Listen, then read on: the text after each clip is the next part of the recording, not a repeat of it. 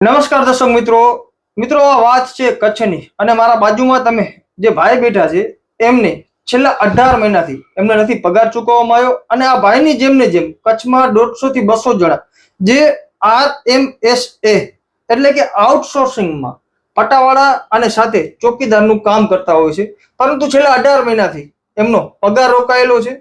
વારંવાર આપણા જે 6 ધારાસભ્ય અને એક સાંસદ સભ્ય વારંવાર એમના પાસે રજૂઆત કરવામાં આવી રહી છે કે સાહેબ અમારી આ નોકરી છે, અમે હજી પણ જઈ રહ્યા છીએ રેગ્યુલર, પરંતુ અમારો આ 18 મહિનાનો જે પગાર નથી થયો તો અમે અમારા ઘરનું ગુજરાન કઈ રીતે ચલાવશું। હમણાં જ મારી આપણા જિલ્લા શિક્ષણ અધિકારી સાથે વાત થઈ, ડીઓ સાહેબ સાથે, એમના દ્વારા જણાવવામાં આવ્યું કે અમે ગાંધીનગર મધ્યે ઠરાવ માટે કાગળ મોકલેલા છે, જ્યારે હુકમ થશે ત્યારે એમનો પગાર ચાલુ થઈ જશે। પરંતુ અત્યારે પ્રશ્ન છે છેલ્લા 18 મહિનાનો ઘરનો ગુજરાન કઈ રીતે ચલાવવું। અને અત્યારે તમને ખબર છે મોંઘવારીના સમયમાં લોકોની શું હાલત હોતી હોય છે, એવામાં ભાઈ વિકલાંગ છે, આપણે કહી શકાય કે મોદી સાહેબ એમ કહેતા હોય કે દિવ્યાંગ અત્યારે એવા 4 થી 5 લોકો આમની સાથે જોડાયેલા છે જેમનો પણ પગાર અત્યારે બંધ કરી નાખવામાં આવ્યો છે। હવે શું છે આખી માહિતી, શું છે આખી હકીકત તેમના દ્વારા જણાવવામાં આવ્યું તો કલેક્ટર હોય, ગાંધીનગર સુધીના ધક્કા હોય, આપણા સાંસદ વિનોદભાઈ પાસે પણ એ લોકો ગયેલા છે। આશ્વાસન બધા તરફથી મળી રહ્યો છે કે તમને તમારી આ જે કામગીરી છે એનો પગાર પણ ચૂકવવામાં આવશે અને તમારી કામગીરી પાછી શરૂ પણ કરવામાં આવશે। હવે ભાઈ આવ્યા છે છેટ તમે ક્યાં મોટી ખોંભડીથી ભાઈ આવેલા છે નખત્રાણા તાલુકામાંથી। ભાઈ પાસેથી પહેલે પરિચય લેશું અને કઈ રીતની કામગીરી હતી એ જાણશું। તમારું સ્વાગત છે અમારા ન્યૂઝ ચેનલમાં। ખાસ કરી તમે મોટી ખોંભડીથી અંજાર આવ્યા છો, કઈ રીતે તમારું નામ શું છે અને કઈ રીતની તમારી નોકરી હતી? મારું નામ મનોજ કુમાર હરિલાલ વાળંદ છે। હું પટાવાળા તરીકે આઉટસોર્સિંગમાં નોકરી કરું છું હાઈસ્કૂલમાં। RMSA એટલે રાષ્ટ્રીય માધ્યમિક શિક્ષા અભિયાન કહેવાય, એટલે એ RMSA કહેવાય, બરોબર। એ હાઈસ્કૂલમાં હું નોકરી કરું છું છેલ્લા લગભગ 2016-17 થી નોકરી કરું છું અને અમને રેગ્યુલર પગાર પેલા મળતા હતા। ક્યારેક એવું થતું હતું કે 3 મહિને ગ્રાન્ટ નથી આવતી ઉપરથી, તો 3 મહિને 4 મહિને પગાર થઈ જતા હતા ને આ લોકોએ અચાનક વોટ્સઅપ મેસેજ માધ્યમથી છૂટા કરી નાખ્યા છે અને આચાર્યને એવું કહેવામાં આવ્યો, પ્રિન્સિપલ અમારા આચાર્યોને, કે આઉટસોર્સિંગમાં જેટલા પટ્ટાવાળા ચોકીદાર નોકરી કરે છે એ લોકોને છૂટા કરવામાં આવશે ને જો સ્કૂલમાં કામ કરતા હશે ને પગારની જિમ્મેદારી બદલી પ્રિન્સિપલોની રહેશે। તો તેમ છતાં પ્રિન્સિપલોને થોડુંક આમ એવું લાગ્યો કે ના સાહેબ તો ભલે કે છે ઉપરથી ક્યારેક ગ્રાન્ટ મોડી આવતી હોય તો સાહેબ ઉપર પોતાના ઉપર ન લે, એ પ્રમાણે અમને આચાર્ય સમજાવ્યું, અમે કામ કરવા જતા હતા ને આજની તારીખમાં પણ અમે કામ કરવા જઈએ છીએ ત્યાં કને, બરોબર। એટલે એક હું નથી, ઘણા બધા મારા મિત્ર છે ને બીજી અમારી બહેનો છે, એ લેડીઝો ઘણી પટ્ટાવાળામાં નોકરી કરે છે અને એવો નથી કે ખાલી પટ્ટાવાળામાં જ નોકરી કરે છે બધા, એટલે સાથે સાથે ક્લાર્કનું પણ સંભાળે છે કે જે તે સમયે પરિપત્ર કોઈ આવતો હોય ને એ પરિપત્રનું કંઈક માહિતી ભરવાની હોય, શિક્ષક કોઈ નવરા ન હોય, અત્યારે હાલ તો શું છે શિક્ષક બધી જગ્યાએ ઘટ જ આવે છે, બરોબર। 2 શિક્ષક હોય, બંને શિક્ષક 9-10 ક્લાસમાં ભણાવવા જતા હોય તો પટ્ટાવાળાને કહી દે કે ભાઈ તમે માહિતી ભરી નાખો અથવા માહિતીનું પ્રિન્ટ કાઢીને રાખજો, એવું ક્લાર્કનું પણ કામ કરવામાં આવે છે પટ્ટાવાળા તરફથી, અમારા તરફથી।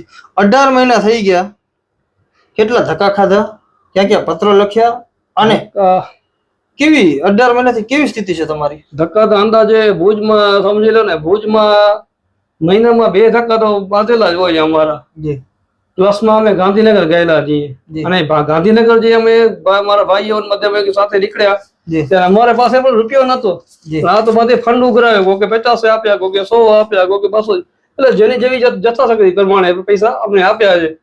એ ફંડ લઈને અમે ગાંધીનગર ગયા હતા, ત્યારે અમે પાનસરી સાહેબ ને મળ્યા, પ્રફુલભાઈ પાનસરી હતા, એના પિયરે મળ્યા છીએ, પછી મહેશ સાહેબ હતા તેમને મળ્યા છીએ, નિંદોર સાહેબની ઓફિસે પણ અમે લેટર અમે આપી આવ્યા છીએ અને પ્લસમાં અમે શક્તિસિંહ ગોહિલ હતા અમારા જે આપણા અબડાસાના પૂર્વ ધારાસભ્ય કહેવાય, એમને સાહેબને પણ અમે લેટર કર્યો હતો, એમને પણ કુબેર સાહેબને ભલામણ કરી કે ભાઈ આ કચ્છ વાળાનું કંઈક થતું હોય કરી દો, તેમ છતાં હજી પણ કઈ હાલ લગભગ છેલ્લા મહિનો દિવસ પહેલા જ અમે ગયા હતા બધા સાથે મળી, ત્યારે પણ સાહેબે અમને એમ જ કીધું કે તમારી પ્રોસેસ ચાલુ છે।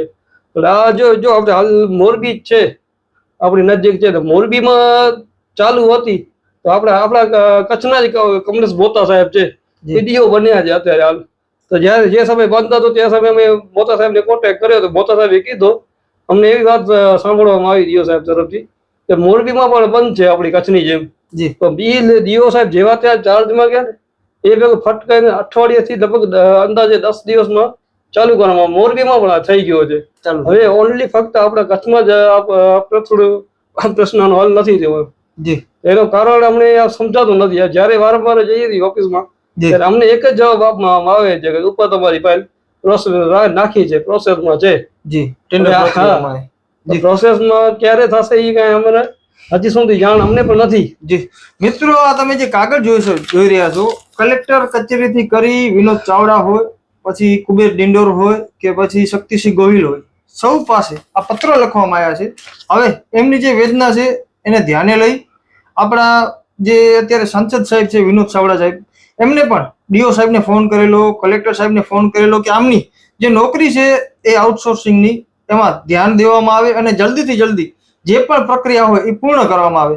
પરંતુ ક્યાં મુશ્કેલી આવી રહી છે કે ક્યાં આમને તકલીફ પડી રહી છે એ બાબતની અમને પણ ખબર નથી. હમણાં જ મેં ફોન કર્યો તો સાહેબને એમના દ્વારા જણાવાયું કે ટેન્ડર પ્રક્રિયા ચાલુ છે, ઠરાવ જેવો થશે, હુકમ આવશે એવી ચાલુ થઈ જશે નોકરી. પરંતુ અત્યારે 18 મહિનાનો એક તો જે પગાર છે એનો સવાલ છે, અને સાથે સાથે આપણી જે આ પ્રક્રિયા છે જે ખૂબ ધીમે ગતિએ ચાલે છે, એના માટે શું કરવાનું હાલના સમયમાં? ચલો, શું રસ્તો છે તમારા કને? હવે આ બધું કાગળિયા થઈ ગઈ, પ્રોસેસ થઈ ગઈ. હવે અમે તો એ વિચાર કરીએ બધા એટલે જો કલેક્ટર સાહેબ પણ ભલામણ કરી, વિનોદભાઈએ ભલામણ કરી, ઉપરથી પણ આ લેટર આવેલા છે. હવે અમારી પાસે છેલ્લો એક જ રસ્તો છે કે ધરણા ઉપર બેસવાની વાતમાં અમે ચાલુ છે કે ભાઈ અમે કલેક્ટર સાહેબ, ડીએસપી સાહેબ અને સિવિલ હોસ્પિટલમાં મંજૂરી લઈ અને ડીઓ કચેરી ઉપર ધરણા કરવાનો અમારે હવે હાલ એવો અમે વિચારણા કરી રહ્યા છીએ. ટૂંક સમયમાં બધા સાથે મળી આ અમારો વિચાર છે કે આવી રીતના અમે છેલ્લી આ પ્રોસેસ રહી છે અમારી માટે. જી, 23/8/2023 નો આ પરિપત્ર છે. આ શું કહેવા માંગે છે પરિપત્ર? આ પરિપત્રમાં એવું લખેલું છે કે જે તે સમયે તમે છૂટો કર્યો હતો, જે લોકોને છૂટા કર્યા છે એ લોકોને તમને છૂટા કરવાના નથી. આ જ લેટર ઉપરથી છે ને બનાસકાંઠામાં છૂટા કર્યા હતા છે, આ લેટર ઉપર ચાલુ થઈ ગયેલ છે બનાસકાંઠામાં પણ. આપણે કચ્છમાં આ નિયમ કેમ લાગુ નથી પડતો એમ? જી, હા. શું કીધું? દેવજીભાઈ વર્ચંદે પણ ફોન કર્યો હતો. દેવજીભાઈ વર્ચંદે ડીઓ સાહેબને ફોન નથી કર્યો, કલેક્ટર સાહેબને ફોન કર્યો હતો. ને કલેક્ટર સાહેબને પર્સનલી વાત કરી હતી કે આ લોકો કચ્છમાં છે ને બધા મધ્યમ વર્ગ ગરીબ માણસો છે ને આને ચોકીદાર પટાવવાનું મહેનત પણ સારી કરે છે. એવું નથી, ઘણી સ્કૂલમાં છોડ વાવવા હોય, સફાઈનું કામ બધું પટાવાળા ચોકીદાર જ કરતા હોય છે. એટલે એમને કીધું કે દયા થોડીક રાખો તમે અમારા કચ્છ ઉપર, અને સંજય સાહેબ ને પણ થોડીક વાત કરો. એ પ્રમાણે વાત થઈ હતી કલેક્ટર સાહેબ ની અને વર્ચન સાહેબ ની. જી મિત્રો, આ હતી સમગ્ર હકીકત, આ હતી બાબત. હવે આગળના સમયમાં ભાઈ દ્વારા જણાવવામાં આવ્યું કે અમારી જે આ બાબત છે એના પર ધ્યાન દોરવામાં નહીં આવે તો ધરણાનું પણ આયોજન કરવામાં આવશે. પરંતુ મારે એટલું કહેવું છે અહીંયાથી કે ધરણા સુધી વાત પહોંચે અને પછી તમે કોઈ ગતિવિધિ આગળ કરો એના કરતા આજે 150 થી 200 પરિવારનો આ વિષય છે.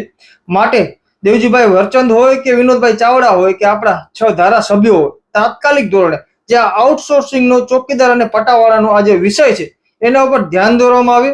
અત્યારે ટેન્ડરની પ્રક્રિયા ચાલુમાં છે તો ક્યાં સુધી પહોંચી? કારણ કે છેલ્લા લાંબા સમયથી એક જ વાત કરવામાં આવી રહી છે ડીઓ સાહેબ દ્વારા કે ટેન્ડરની પ્રક્રિયા ચાલુ છે. તો ખરેખર આપણા કલેક્ટર સાહેબ હોય એને પણ ધ્યાન દોરવું જોઈએ કે ખરેખર ટેન્ડરની પ્રક્રિયા ચાલુ છે તો ક્યાં સુધી પહોંચીને પરફેક્ટ કાંઈક જવાબ મળે તો આમને પોતાનો કાંઈ ખબર પડે કે અમારો આશ્રય શું છે. બાકી આ બધા વિષયને લઈ તમે શું કહી રહ્યા છો કમેન્ટ દ્વારા જરૂરથી જણાવજો. સાગર વાઘેલા સાથે નીરવ ગોસ્વામી, સ્વતંત્ર સમાચાર, અંજાર, કચ્છ, ગુજરાત.